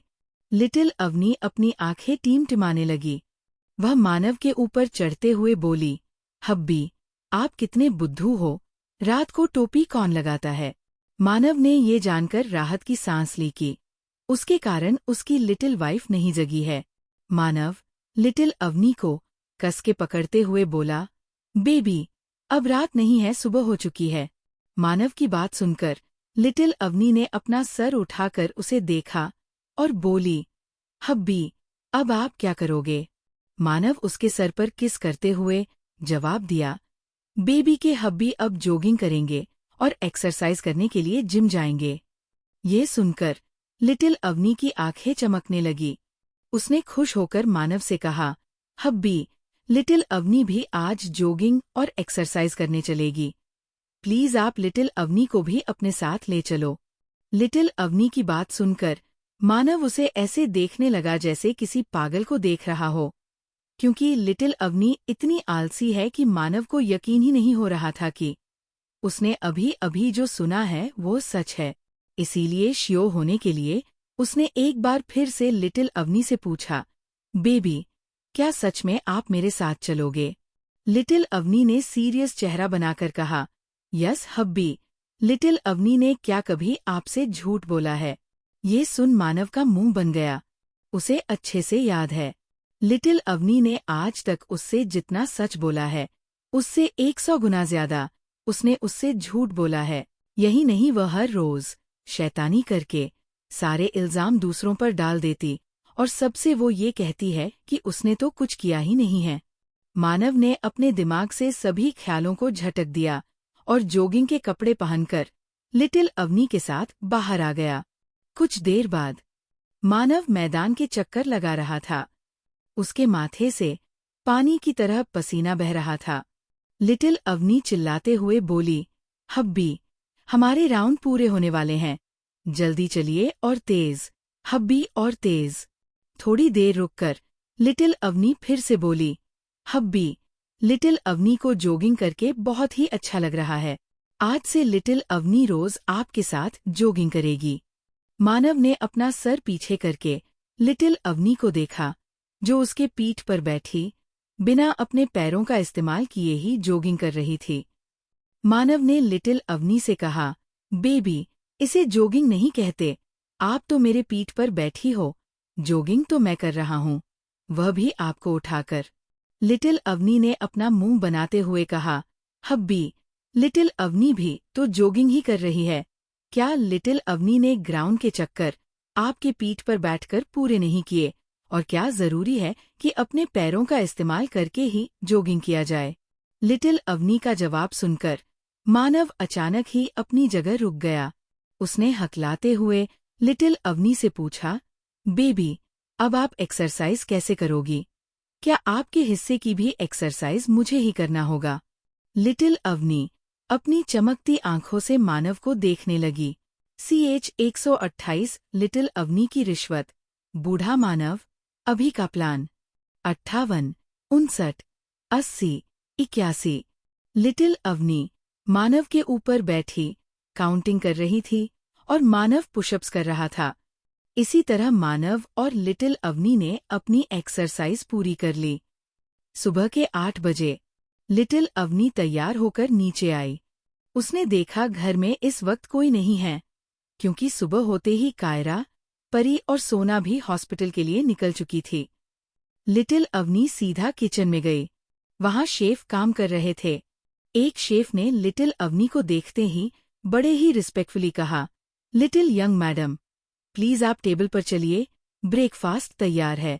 लिटिल अवनी ने अपनी बड़ी बड़ी आंखें गोल गोल घुमाते हुए पूछा, नहीं, पहले आप सभी ये बताइए मम्मा, डैडी कहाँ है और भाई, राजब्रो, बनी और भाभीस, सब लोग कहाँ हैं? लिटिल अवनी का सवाल सुनकर दोनों शेफ एक दूसरे को देखने लगे। उन्हें समझ नहीं आ रहा था कि वह लिटिल अवनी को सच बताएं या झूठ।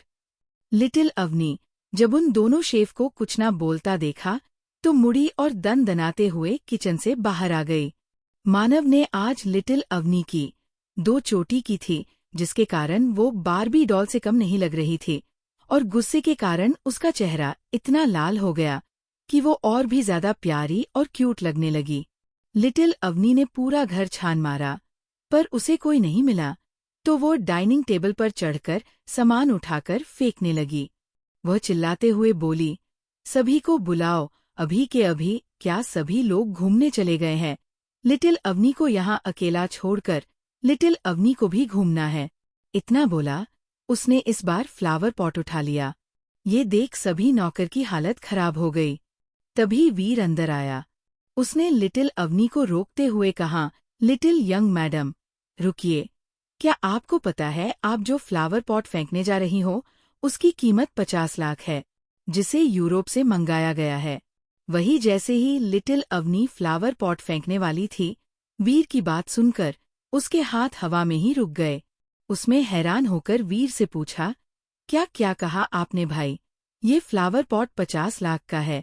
इतना कहने के बाद वह अपनी चमकती आंखों से उस फ्लावर पॉट को देखने लगी, जैसे कोई कीमती चीज देख रही हो। वीर उसे ऐसी अजीब हरकत करता देख पूछा, लिटिल यंग मैडम, मैडम क्या हुआ? लिटिल अवनी ने खुश होकर जवाब, भाई आपने पहले क्यों नहीं बताया? अभी तो लिटिल अवनी इस फ्लावर पॉट को तोड़ देती और फिर लिटिल अवनी गरीब हो जाती। आप देखना, लिटिल अवनी इस फ्लावर पॉट को बेचकर कितनी अमीर हो जाएगी। उसकी बेवकूफ़ी भरी बातें सुनकर वहां मौजूद सभी लोग हैरान हो गए। उन सभी ने मन में कहा, क्या लिटिल यंग मैडम गरीब है, जो उन्हें अमीर होने के लिए खुद के ही घर का सामान बेचने पड़े? अब लिटिल अवनी क्या करती है, ये तो बस वही जाने। लिटिल अवनी को तभी किसी के कदमों की आवाज सुनाई दी।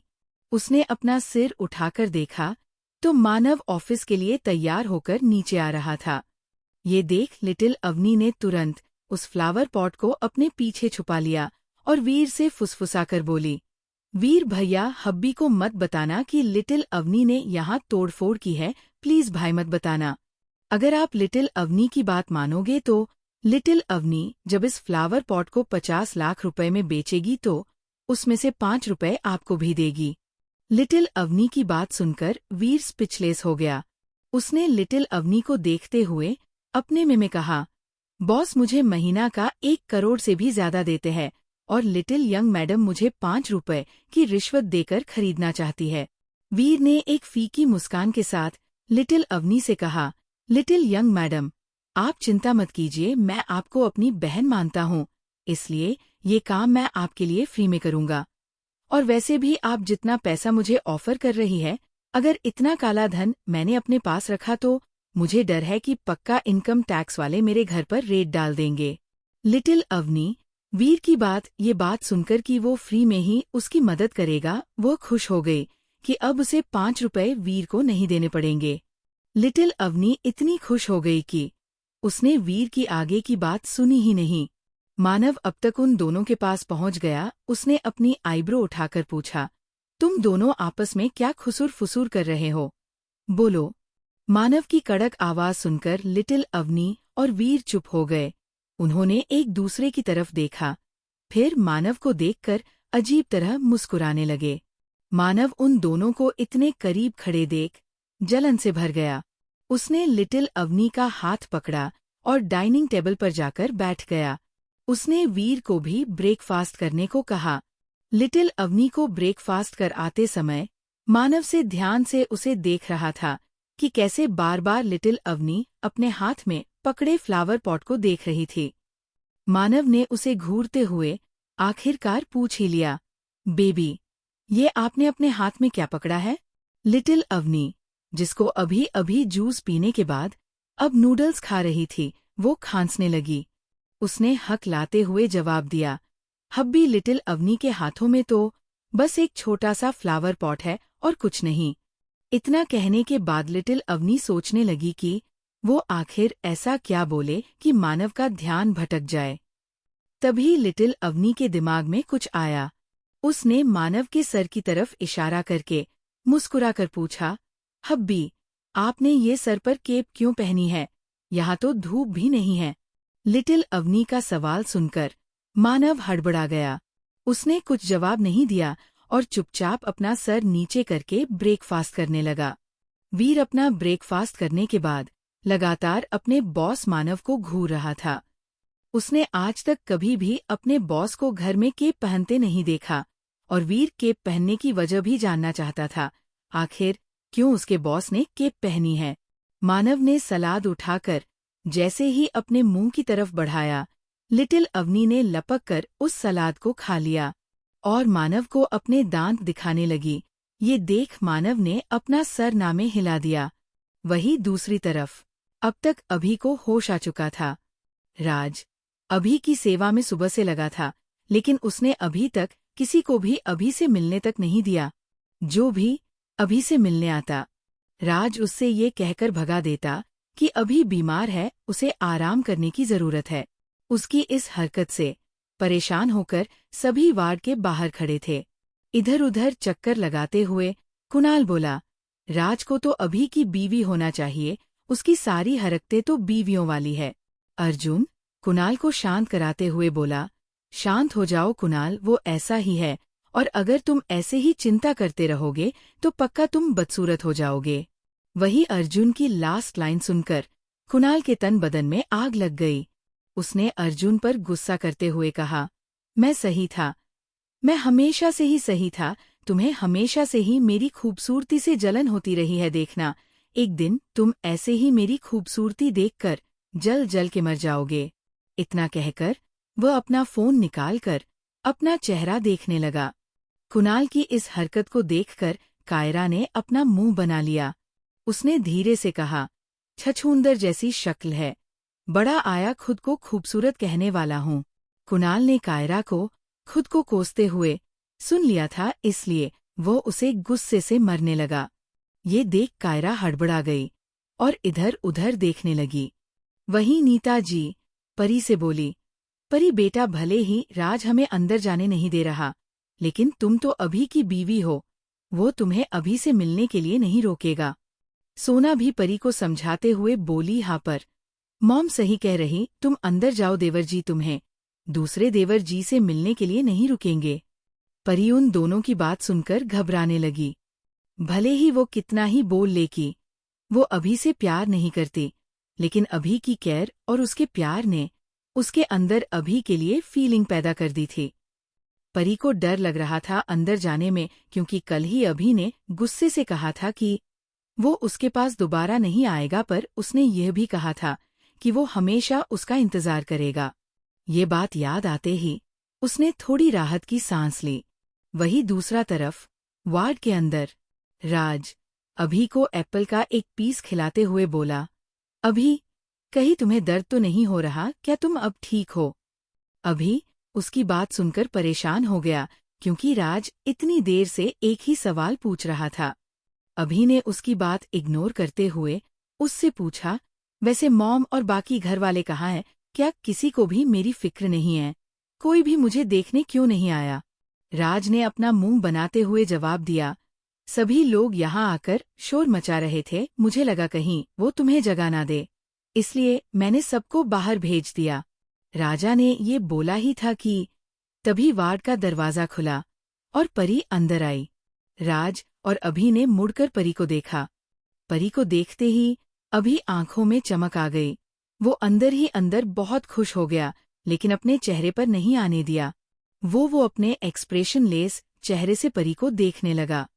अभी ने परी को देख अपने मन में कहा, मैं तुम्हें पाकर रहूंगा, चाहे मुझे किसी भी हद तक क्यों न जाना पड़े। परी अभी अंदर ही अंदर डेविल स्माइल करने लगा। फिर उसने राज को कुछ इशारा किया।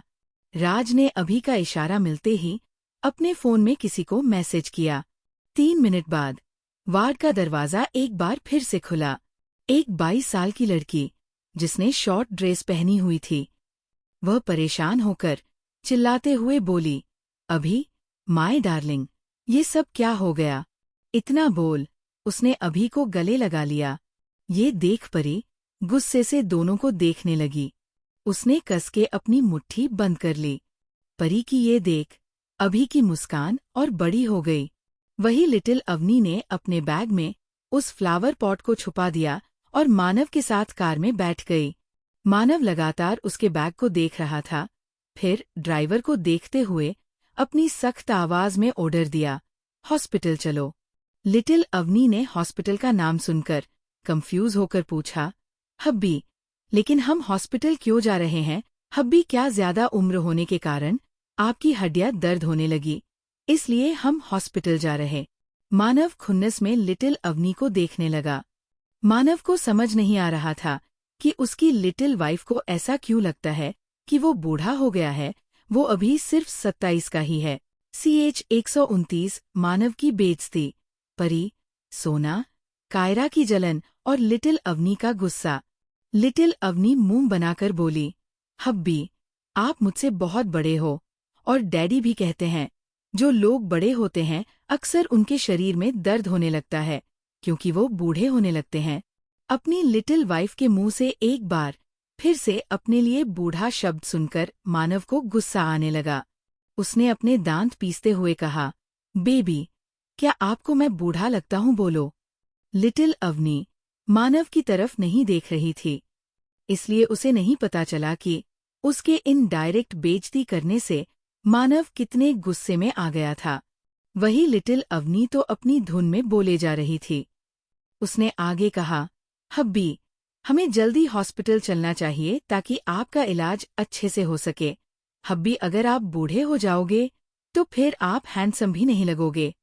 और लिटिल अवनी तो अभी बच्ची है, वो आप जैसे बूढ़े का ध्यान कैसे रखेगी? फिर लिटिल अवनी तो पागल ही हो जाएगी। मानव से अब बर्दाश्त नहीं हो रहा था। उसने गुस्से से लिटिल अवनी की तरफ देखा और उसे अपनी गोद में बैठाकर उसे देखते हुए अपने दांत पीसकर बोला, मिसेज लिटिल अवनी मानव सिन्हा राजवंश, आपको नहीं लगता कि आप कुछ ज्यादा ही बोलने लगी हो? लेकिन लिटिल अवनी तो लिटिल अवनी है। उस मानव के गुस्से से रत्ती भर भी फर्क नहीं पड़ा।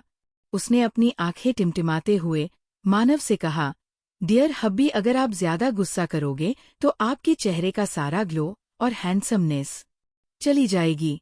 ऐसा कुणाल भाई ने कहा था कि आप जैसे अभी हैंडसम लगते हो, बाद में नहीं लगोगे। अगर ऐसा हुआ तो फिर हम जब कहीं घूमने जाएंगे तो लोग कहेंगे, देखो देखो लिटिल अवनी के साथ जो लड़का है, शायद वो उसका अंकल है। मानव की शक्ल देखने लायक थी। जब उसने लिटिल अवनी की ये बात सुनी, वही मानव गुस्से से पागल ही होने वाला था।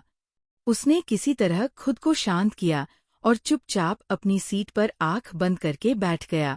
वही दूसरी तरफ हॉस्पिटल में परी अपनी आंखें छोटी करके उस लड़की को देख रही थी जो अभी से बार बार चिपक रही थी और अभी भी उसे मना नहीं कर रहा था।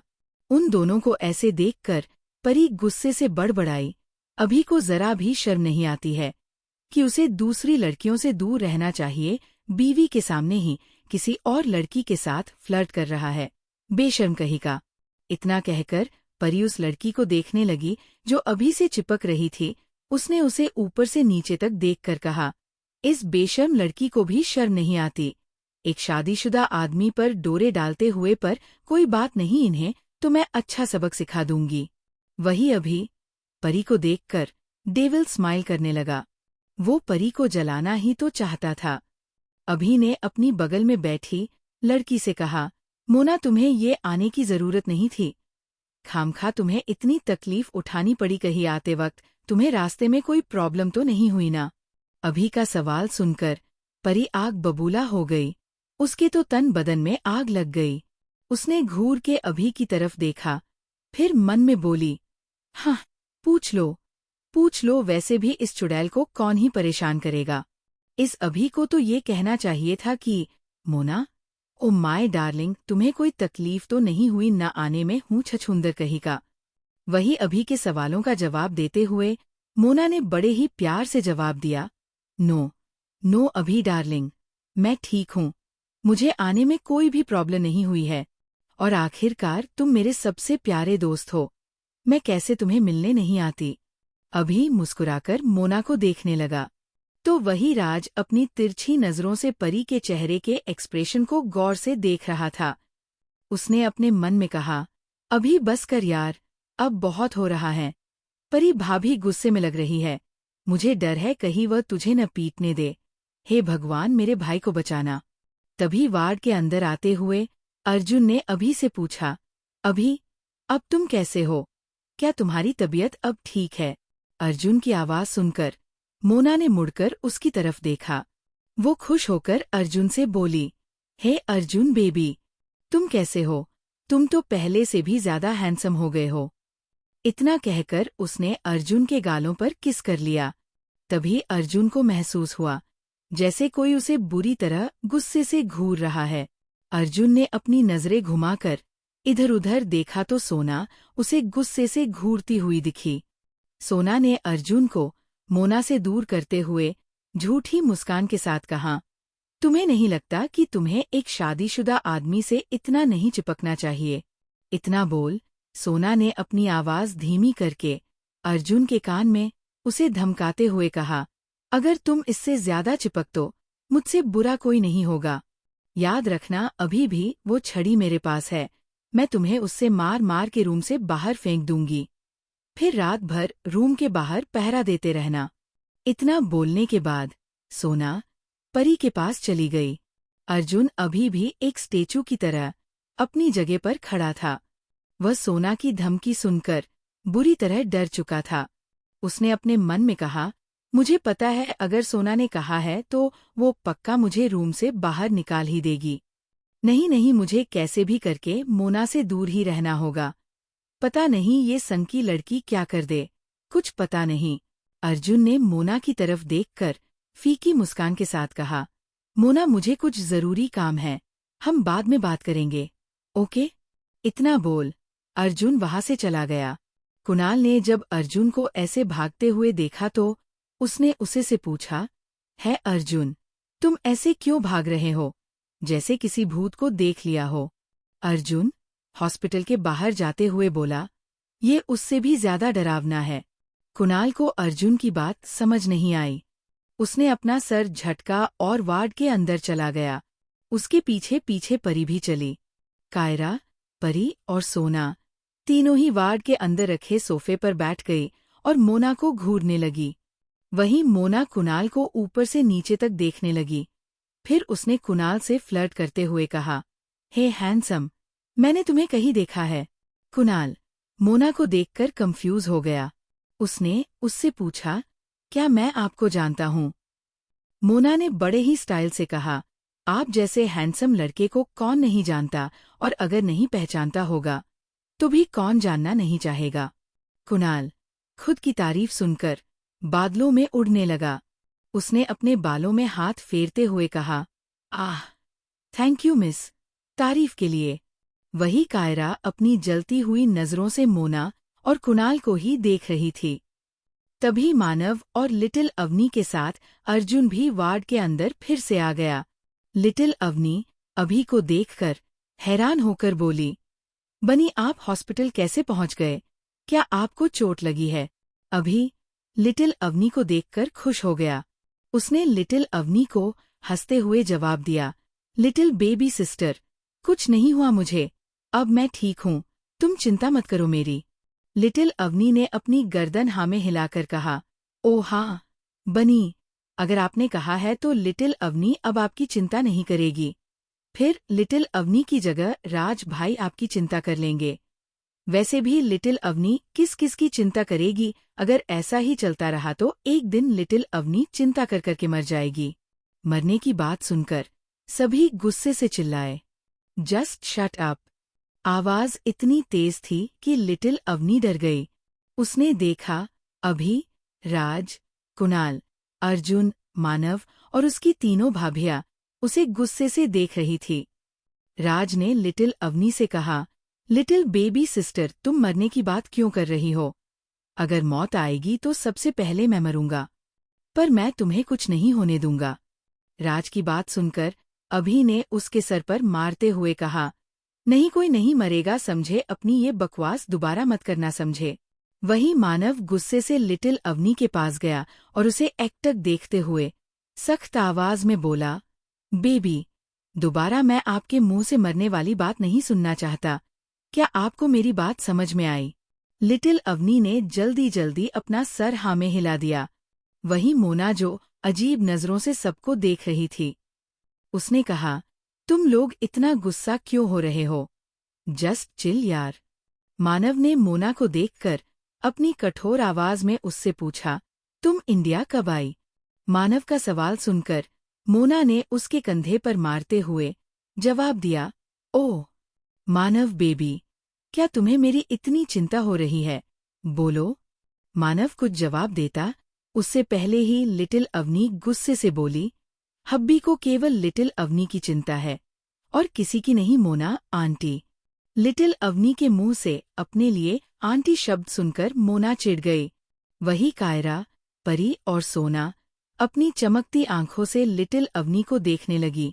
उन तीनों को मोना का चिढ़ा हुए चेहरा देखकर बहुत ही अच्छा लग रहा था। मानव ने लिटिल अवनी को पकड़कर कहा, बेबी, आराम से। मानव को डर था लिटिल अवनी कहीं गिर ना जाए, क्योंकि वो बेड के किनारे बैठी थी।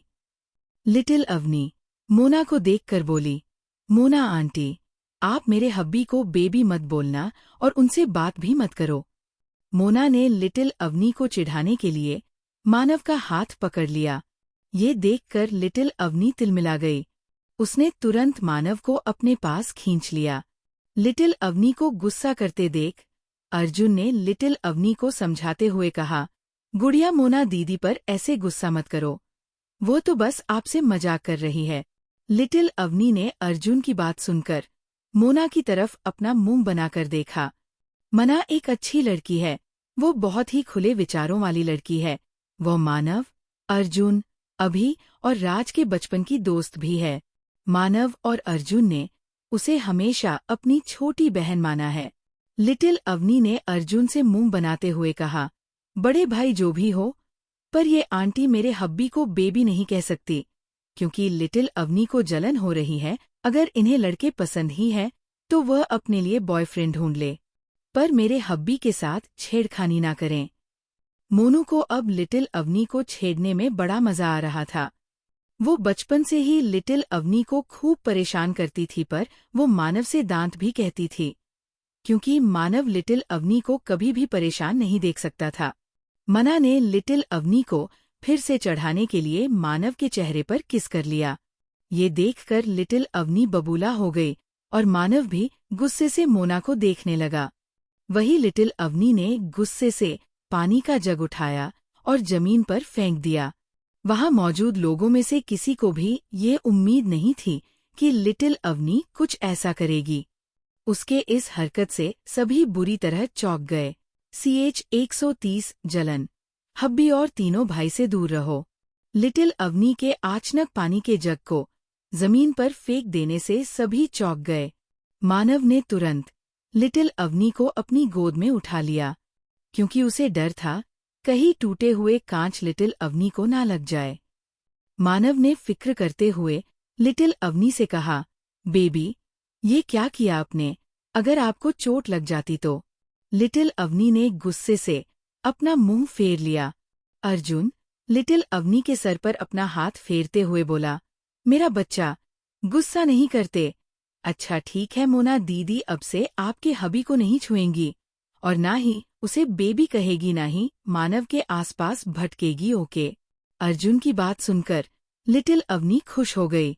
उसने मोना को देखकर अपनी जीभ निकालकर उसे चिढ़ाया। वहीं मोना ने जब लिटिल अवनी को बच्चों वाली हरकत करते देखा तो वो खुद को हंसने से रोक नहीं पाई। उसने स्माइल करते हुए लिटिल अवनी से कहा, प्लस लिटिल अवनी, तुम जल क्यों रही हो? मैं तो सिर्फ मानव से बात ही कर रही थी, और वैसे भी दोस्ती में एक छोटा सा किस तो चलता ही है। लिटिल अवनी ने अपनी आंखें छोटी कर कहा, ठीक है फिर। लिटिल अवनी के अचानक मान जाने से सभी हैरान हो गए, लेकिन उन्होंने जब लिटिल अवनी की आगे की बात सुनी तो वो लोग और भी ज्यादा हैरान हो गए। लिटिल अवनी ने अपनी बात जारी रखते हुए आगे कहा, आगे से जब भी आपका मन हब्बी को किस करने का करे तो आप लिटिल अवनी को बताना, लिटिल अवनी हब्बी को तुरंत किसी देगी। इतना कहकर वो बड़े ही घमंड से आगे बोली, आखिरकार लिटिल अवनी अपनी मोना दीदी के लिए इतना तो कर ही सकती है। लिटिल अवनी तो ऐसे बोल रही थी जिसे मोना पर बहुत बड़ा एहसान कर रही हो। वहीं सभी लोग अभी भी अपना मुंह खोले लिटिल अवनी को ही देख रहे थे। लिटिल अवनी ने सभी को इग्नोर किया और मानव की तरफ देख उसे धमकाते हुए बोली, प्यारे हब्बी, अगर आपने मोना दीदी को खुद को छूने दिया या फिर बेबी बोलने दिया तो लिटिल अवनी आपसे बात नहीं करेगी। इतना बोलने के बाद लिटिल अवनी को अचानक कुछ याद आया। उसने अर्जुन को देखकर मानव से कहा, जैसे भाभी अर्जुन भाई को रूम से निकालने की बात कर रही थी, वैसे ही लिटिल अवनी भी आप को रूम से बाहर निकाल देगी, समझे आप हब्बी? लिटिल अवनी की धमकी सुनकर मानव अपनी आंखें फाड़े उसे ही देख रहा था।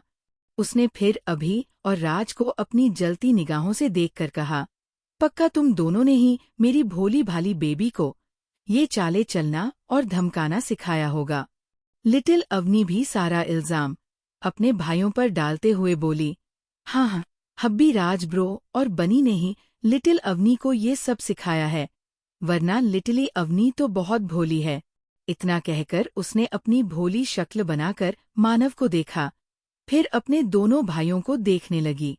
अभी और राज ने घूर के लिटिल अवनी को देखा। बदले में लिटिल अवनी ने उन्हें अपने दांत दिखा दिए। वही अर्जुन और सोना को समझ नहीं आ रहा था कि आखिर उन दोनों के बीच की बात लिटिल अवनी को कैसे पता चली। वही मोना ने खुद को इग्नोर होता देख अपने सर पर हाथ रखकर जोर से चिल्लाई, बस करो यार, अरे कोई तो मुझ पर ध्यान दो। इतनी तेज चिल्लाने के कारण सभी मोना की तरफ देखने लगे। मोना ने अपना मुंह फुलाकर अर्जुन से कहा, अर्जुन बेबी, मुझे भूख लगी है, क्या हम खाना खाने चले? मोना की ये बात सुनकर सिर्फ सोना ही नहीं लिटिल अवनी भी उसे खा जाने वाली नजरों से देखने लगी। लिटिल अवनी तुरंत मानव की गोद से उतर के अर्जुन के पास गई और उसका हाथ पकड़कर मोना से दूर करते हुए उसने मोना को घूर कर कहा, लिटिल अवनी के भाई केवल लिटिल अवनी को ही खाने के लिए बाहर ले जाते हैं, मोना दीदी, इसलिए आप उनसे दूर रहो। सिर्फ उनसे ही नहीं, आप मेरे सभी भाइयों और हब्बी से दूर रहो, वरना आपको लकी को से दूंगी। इतना कहकर उसने अर्जुन का हाथ पकड़कर मानव के पास ले जाकर खड़ा कर दिया और खुद दोनों के आगे खड़ी हो गई, जैसे बोल रही हो, मोना दीदी, अब आप लिटिल अवनी के होते हुए उसके हब्बी और भाई के पास नहीं जा पाओगे। मोना लिटिल अवनी की इस हरकत से चिढ़ गई। वह अभी के पास जाकर लिटिल अवनी की शिकायत करते हुए बोली, अभी डार्लिंग, देखो ना, तुम्हारी बहन मुझे परेशान कर रही है। अपनी प्यारी बहन की शिकायत सुनकर अभी की आंखें छोटी हो गई। उसने थोड़ा सख्त आवाज में मोना से कहा, मोना प्लीज मेरी बहन के बारे में कुछ मत बोलो, वह चाहे जो करें, लेकिन मैं उसके बारे में कुछ भी गलत नहीं सुनूंगा।